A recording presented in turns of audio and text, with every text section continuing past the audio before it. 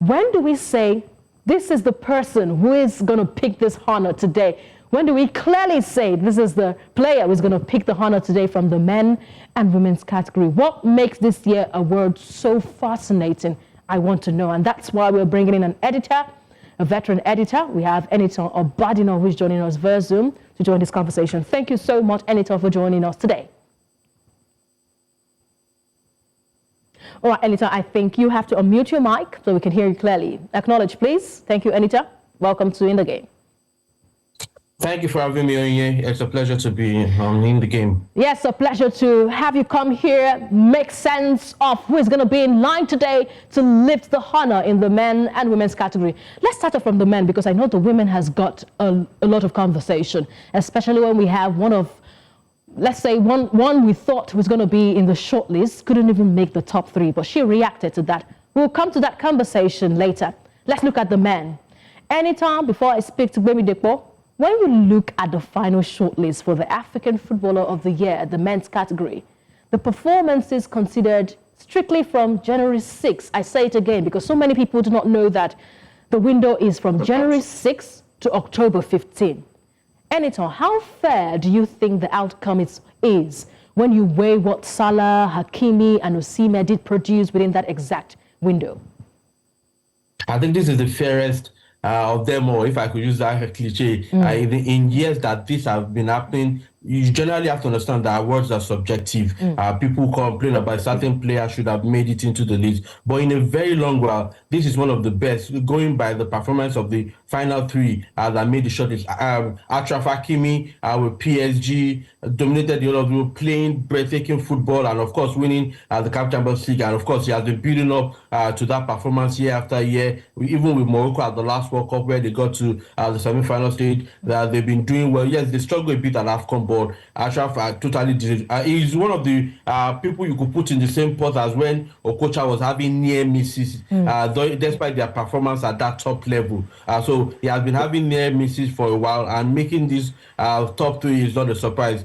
Salah was massive, basically for Liverpool on their way to lifting the EPL. And of course, been championing Egypt, and Egypt has not been doing bad. But what he did for Liverpool in the English Premier League was massive. The publicity that comes with that top level performance, of course, will carry him to this level in the minds of the voters and, of course, the voting college for CAF. Then finally, Osimhen brought the world to Turkish league in a way they've never experienced before. They've had something similar before now. They've seen a bit of people have talked about that league, but not in the manner with which Osimhen has brought them into the limelight with week in and week out performances, with things to talk about, people want to watch. At some point, he was having an head-to-head, about three striker headway in their highest goal scorer level during that last season where they won the cup and the league. And of course, he dusted the two other players who were competing with him. And of course, already this season, it has been massive. The world is looking at the Turkish league differently because Victor Osimhen is there. The top European clubs are now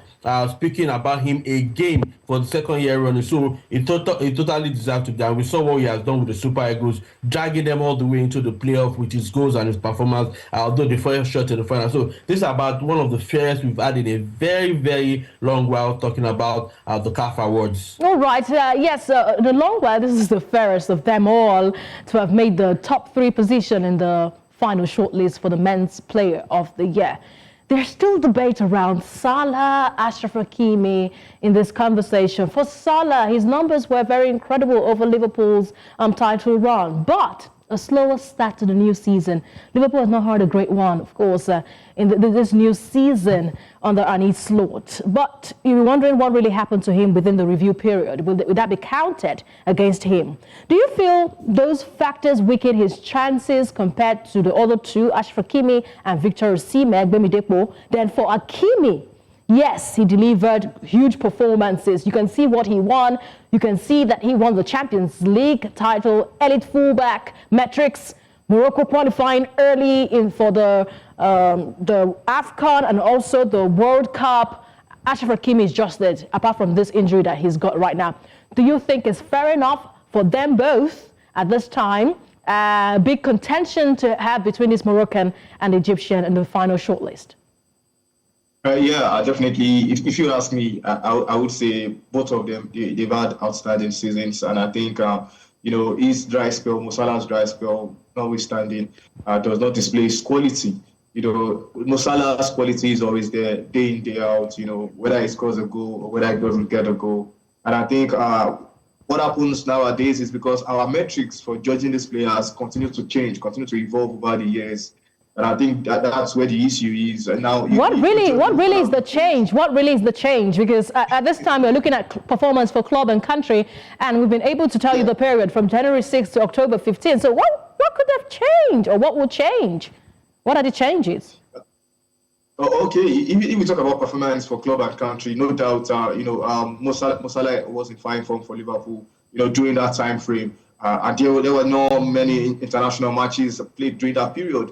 Where we'd say he would have performed excellently well for Egypt as well. For me, I think he still fits the bill. If he gets to win it tonight, there will be little or no argument as well. The name is there, and more or less, it is a voting contest. For me, whatever has to do with voting has to do with popularity contest as well, one way or the other. Whether we like it or not, we get to accept that fact. It has to do with popularity contest. I think I'm gonna stick to that word, popularity contest. Anita, do you think it's a popularity contest or performance based? No, it's mostly popularity contest, and that's why I said when I was describing Osimhen's right to be there was the way he brought the rest of the world's media to talk about the Turkish league in an unprecedented manner. Because if you look at the quality of the league, you probably would have to question why Osimhen is there. The Turkish league is not that huge, but there's a popularity that comes with playing in the English Premier League. Instead of pushing in people's faces and mind, it's something you call top of the mind awareness, knowing that week in, week out. Yes, he had a slow start to season, but like you said, the review period starts from January right to October. So those performances from last season are still fresh in people's memory. And of course, the voting process is not one and for all. It's been going through different processes, so people will consider that recency bias. So it's a huge popularity contest. Most of us are subjective, if you care to know. Okay, let's talk about the women's category right now. In the female category, we had Morocco enjoying a double representation through Gislan Shebak and Fatima Masudi. While Nigeria's Rasheedat Ajibade, she stands firmly in contention for a brilliant year for both club and country. However, the announcement sparked some debate among supporters after notable omissions were noticed, including Esther Okoronkwo, Zambia's Barbara Banda, both of whom they delivered standout performances over the past year for club and country. I say it to you, gentlemen, for club and country. Let me start off with Gbemi Depo. Now, Gbemi Depo, between Ajibade's leadership for the Super Falcons, that we know, and Esther Okoronkwo's influence for both club and national team, who would you say had the most complete performance window between January 6, 2025 and October 15, 2025, and why? Oh, okay. If it is recency bias, like the editor has said, I think it should be Esther Okoronkwo. But there's something I've discovered with CAF and CAF Awards in the last couple of years. There's no way Esther would make the top three. I had already predicted that there was no way Esther would make the top three. She's a new name. She's a new mention on the seal when it comes to the CAF Awards. It's rare for a new mention to just get a mention and get into the top three. It hasn't happened in a long while. So I'm beginning to believe your words by saying it's all about popularity contexts, because if you look at club and country, Anytime, are you agreeing with me? If you look at club and country for Esther Okoronkwo and club and country performance for Rasheedat Ajibade, who would you have given the upper hand? Anytime, I'm sorry, Gbemi Depo, I'll come back to you, please. I just want to get that quick response. I think you have to look at Rasheedat. She's not just a leader. She performed at the WAFCON, where her team won the WAFCON tournament. And then after that tournament, she made a huge move to one of the topmost clubs around the world, one of the top clubs in the world, playing for PSG, where she's playing in the UEFA Women's Champions League, and of course the French League. These are big moves. These are kind of moves that makes the news week in, week out. You have to wait until Okoronkwo scores before you watch out for her game, before you watch out for her in the Canadian League. So if she plays the game without scoring, she will not make the news until she scores or assists. So that tells you how much of top of the mind awareness she gets when it comes to people. And of course, you have to understand that the Canadian League is still new and fresh. People don't know enough about it, except for whenever she scores. And of course, mainly reported by the Nigerian media. The WAFCON has been a shining light so far. So I think that is not enough in the minds of voters.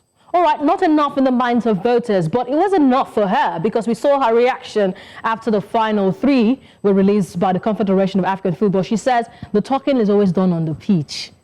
It's on the pitch. Baby, how do you react to that? I think I would accept it. I would support her with that statement. The talking should be done on the field of play and on the pitch. She's disappointed. She's disappointed. I am disappointed. I think majority of Nigerians are disappointed that she doesn't make, or she hasn't made the top three. And one of the best players at the WAFCON, individual talent, 100%. So I think she should just get her talking done on the pitch. She can't be ignored 2-3 times when these awards come again. So definitely, I think she's still top there. Get a better move. Get to a better club. A club that is loud, a club that can always project what you do as well. Like Editor rightly said, she has to be in the faces of people. She has to be in the minds of potential voters before, she can get what she really deserves at this point in time. So for me, yes, she should continue the good work on the field. And definitely big clubs will come for her. All right, I'm hoping that big clubs indeed can come for her, so she makes that statement. But looking at those who were selected ahead of Esther Okoronkwo there, we've got Morocco and Dro. They're in the top three, and it reflects the country's rapid rise in women's football. I'm hoping you agree with me, Eniton. Eniton, do you think this signals a little bit of shift in dominance away from West Africa and now to North Africa, which Nigeria still stack in the benchmark? I do not think there's a major shift. What the duo of Chebak and the other lady, are enjoying is their years of consistency, playing at that level, especially playing in Africa. CAF has introduced the CAF Women's Championship for a while, and they have been one of the top performers year in, year out, playing for ASFA of Morocco in the league. And of course, they've been driving their national team to consecutive finals. They've lost the last back-to-back finals. So you tend to think there's one or two votes of support, and of course showing that they recognize some votes of recognition that must have pushed them to this level. Of course, their performance is doing it also because people watch them regularly, playing for Morocco as a national team, one of them playing for Asfar. Of course, Ghislaine Chebak is now with Al Ahly playing for them. So basically, this counts for them because the women's football, especially coming from Africa, we don't have enough numbers outside of Africa.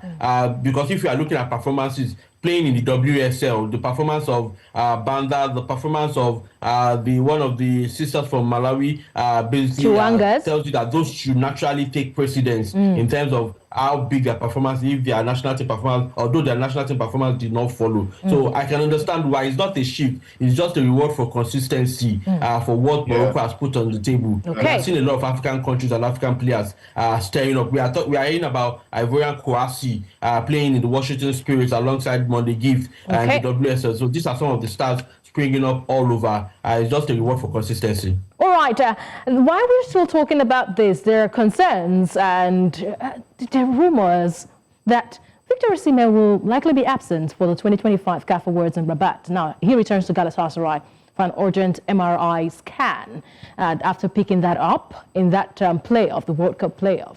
That hamstring injury he did sustain during Nigeria's encounter against DR Congo. For one who is experienced, will know when we hear things like this. Anytime. Does this give an indication that this gong honor will not be going to Osimhen today?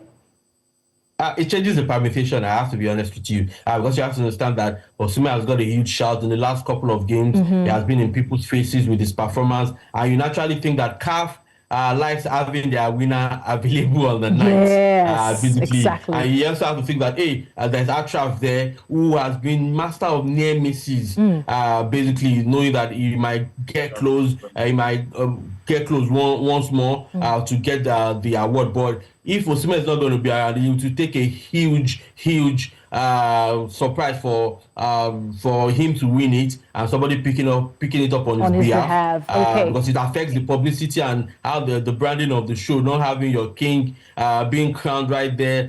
All the photographs we have seen, all the way they've stepped up in terms of aesthetics and how they present their champion. So it's going to be a bit difficult, but never say never.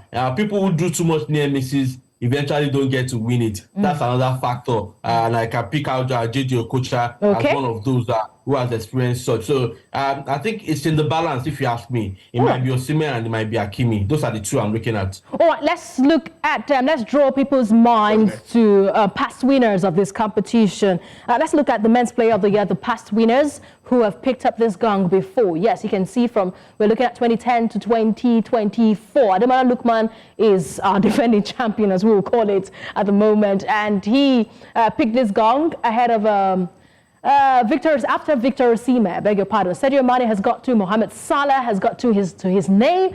Pierre-Emerick Aubameyang from Gabon picking up in 2015. Yaya Toure. I don't think anybody has been able to beat this record from Yaya Toure, picking up 4 of these honor after Samuel Eto'o. Let's look at the women's category, past winners for the women's award. Let's see, Barbara Banda, of course, picked this one. And Sisato Shuala. Can anybody beat this record? I don't think so. Perpetua Nkwocha, of course, yes, she's got there at the gong to her name. We've had Nigerians dominating this one. One South African, and that's Tembi Gatlana.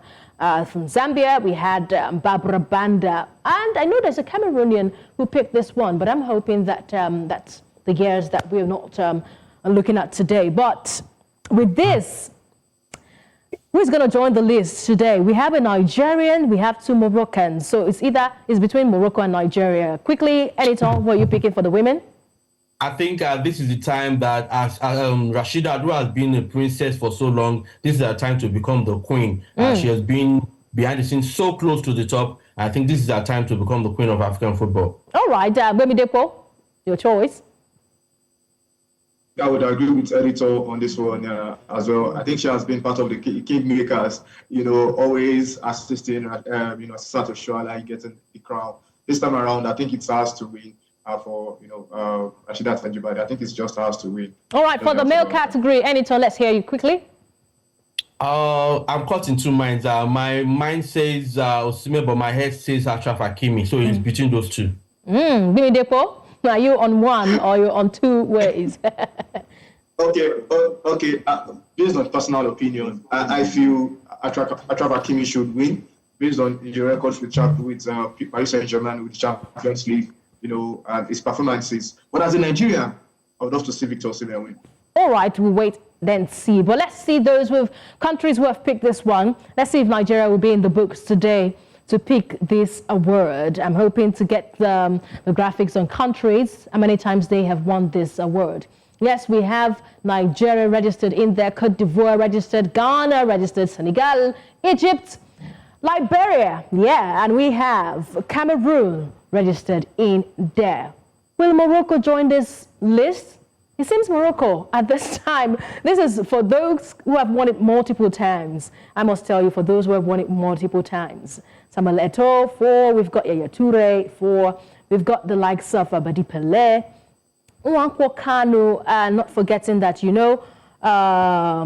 Osimhen has not won it twice. That's why his name is not there. So we have Nwankwo Kanu who picked this one twice in the CAF Awards.